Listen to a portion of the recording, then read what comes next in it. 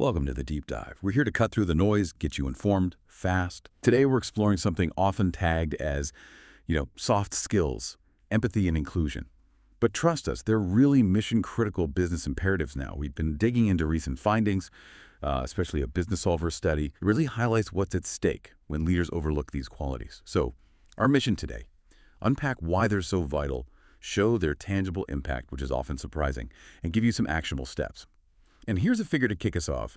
Something like $180 billion is potentially lost annually, just from employees leaving places they see as unempathetic. Okay, let's unpack this. Yeah, what's truly fascinating here is just the scale of this empathy gap, as the sources call it.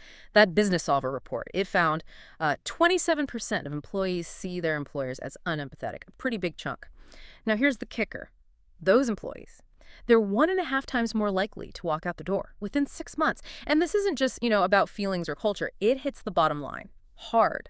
We're talking huge financial implications for U.S. firms. Turnover costs, sure, but also the toxicity and disengagement that grows when empathy is missing. Wow. So, okay, that's the cost of not acting. But what about the upside? You mentioned the sources show real benefits. Can you paint a picture of that?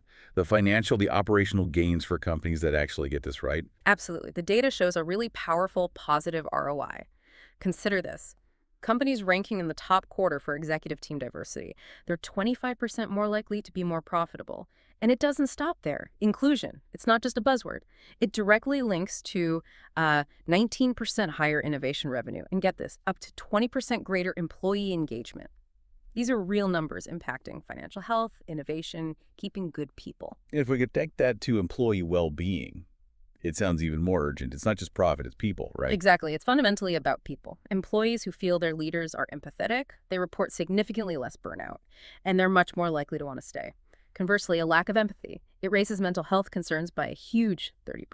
And it makes employees 3 times more likely to call their workplace toxic. Think about that human cost. It ripples out. Okay, these realities are pretty stark. The upsides are compelling. So the big question is, how can leaders actually, practically close this empathy gap? The sources we looked at point to 3 core strategies. First one, prioritize empathy in leadership training. Not just talk, but like real-world scenarios, active listening, compassionate communication. What does that look like on the ground? Well, it's about moving beyond just theory, right? Leaders need encouragement to, say, openly admit when they don't have all the answers. That builds trust. And to actively challenge their own biases, maybe diversify who they talk to, get different perspective.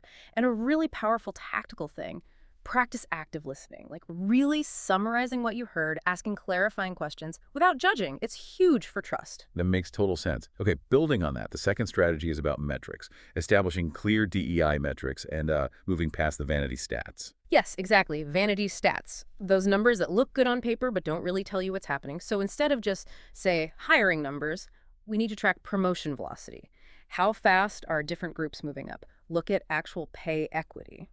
And measure real inclusion sentiment scores. Yeah. How do people feel? Making this data available, using it for people-focused decisions. That's key, not just ticking boxes. It shows where the real progress is or isn't. Right. And the third strategy pulls it together. Feedback. Yeah. Gathering it, acting on it, even rewarding it. This sounds like empathy in action. It really is. It means building a culture of continuous listening. Maybe regular pulse surveys, genuine open-door policies. But the critical piece, ensuring that feedback actually leads somewhere, transparent action, not just into a black hole. And importantly, recognizing managers who improve inclusion. Accountability drives change. It's interesting. The sources also highlight modeling flexibility, seen as a top marker of empathy. Yet only about 29% of employees actually use those flexible policies. Maybe there's still fear or a disconnect with leadership. That raises an important question then. What's the bottom line here? The ultimate takeaway? Well, the core message seems really clear. Empathy and inclusion. They aren't just nice to haves. Not anymore. They are proven, high ROI business drivers. Full stop. Organizations that really operationalize empathy, that back DEI with solid data and act boldly on feedback, well, they're the ones set to outperform significantly. So what does this all mean for you listening?